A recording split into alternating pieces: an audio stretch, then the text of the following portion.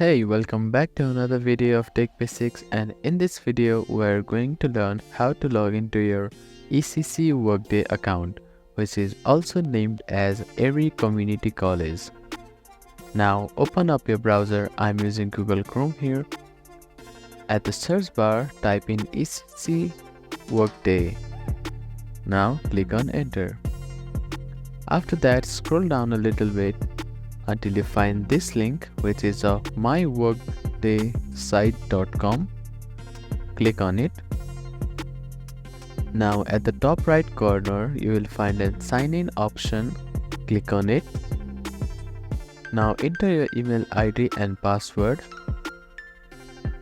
After that, click on sign in button to log into your ECC Workday account.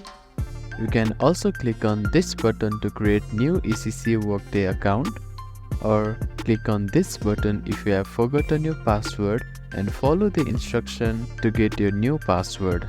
Thank you for watching this video. I hope you enjoyed it. Please do not forget to give it a thumbs up and subscribe to our channel. Also comment down if you have any queries.